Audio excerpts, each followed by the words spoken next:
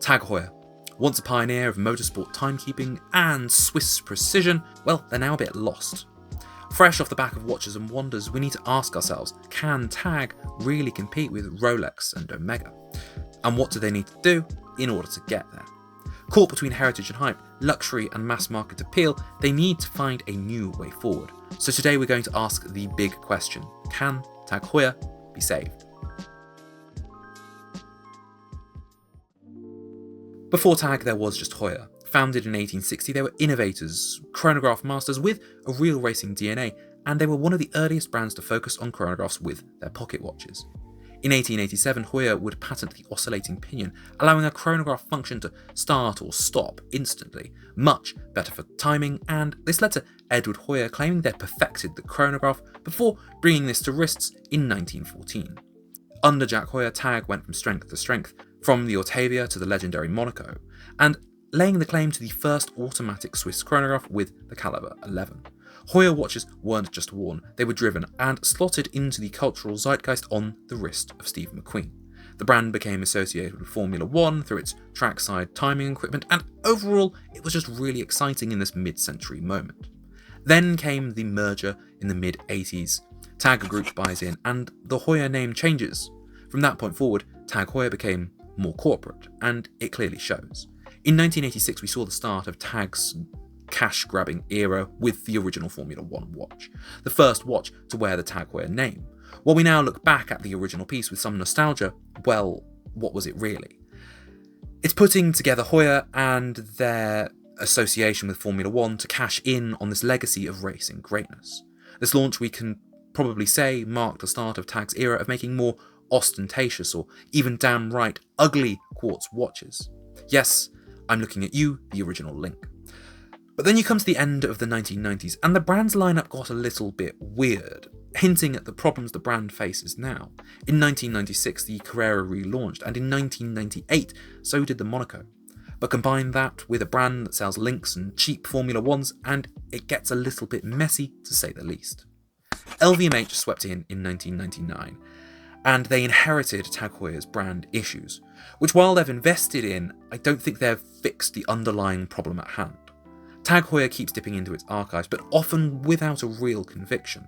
We get heritage-inspired pieces like the Carrera glassbox, which is fantastic, but next to that, you've got bulky quartz models with bloated designs, and you find yourself asking who are they trying to impress, and who are they trying to attract? It's a weird gap in Tag's customer base. On one hand, they market to entry-level buyers with fashion-first quartz watches at higher than Seiko pricing.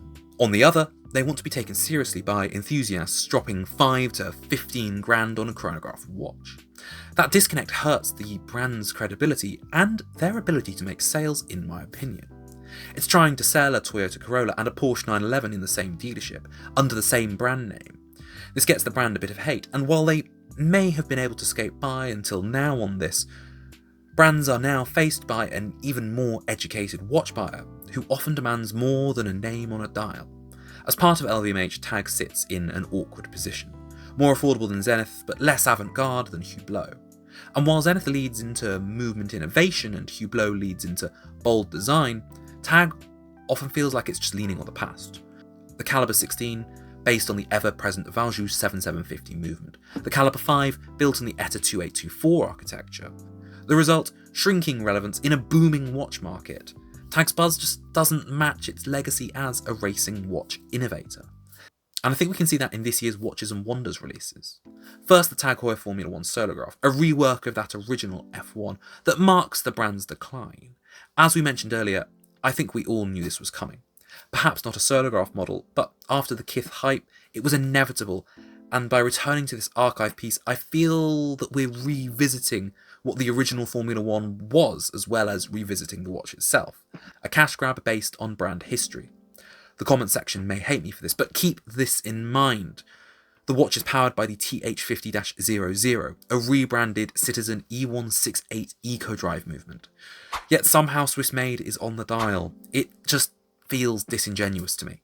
But on a positive note, the Carrera on beads of rice, this is exactly the sort of watch I want to see, and something that may find itself on my to-buy list soon.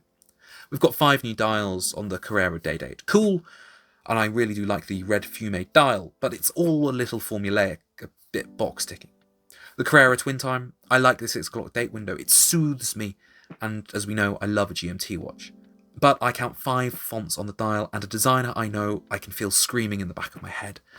With an internal 24-hour marker bezel as well, it just looks a little cluttered, and I don't think Tag Heuer are the brand you go to for a GMT complication. A chronograph, yes, and maybe they should be the brand you go to for a GMT complication, but I suspect this isn't going to be a sales success. Everyone else, like myself, will be picking up Longines Spirit Zulu timers and Tudor GMTs. The white and red Monaco split seconds chronograph, I get what they're going for. White and red, it's like the curb on a track. But for me, it's too bold, it's too garish, and I think less attractive than a loud Hublot. The script on the subdial as well, saying, "and away we go," it feels a little bit Fisher-Price, my first watch. The lineup makes sense. We have an array of racing-inspired watches with a dressier piece in the Carrera. But to me, it doesn't feel like there's a cohesive design language in the same way that you get with Rolex, Omega or Cartier. Throw in the Aqua Racer, the connected watches and the link, and it just doesn't add up into a brand that I feel anyone can say, this watch, this company, represents me and my tastes. And that's a problem. Perhaps not in enthusiast circles that might decide on the value of one watch alone, but in the mass market, brand is king. Here's the thing, Tag isn't done. They're not even close. In this year's Morgan Stanley Watch Report, they sat in 15th, which puts them ahead of many major watch brands, but not your more popular ones, obviously. But to climb the watch charts, they need to pick a lane and own it. While brands may offer more varied lineups, there's always something that keeps their watches in common.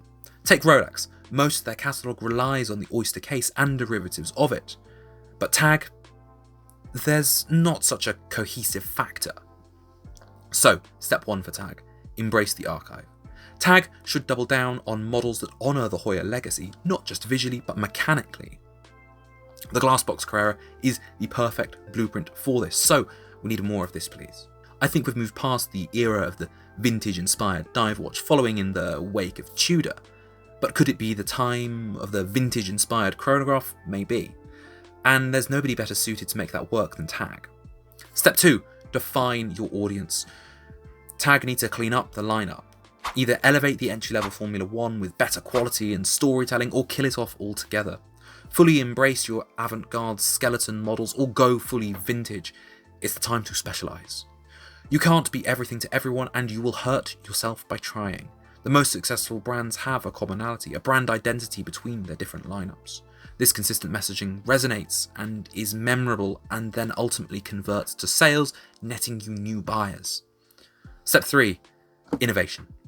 Bring value and excitement, whether it's a new in-house movement, new complications, modular designs, or collaborations in the racing space that people actually want to see. Tag needs to feel sharp again.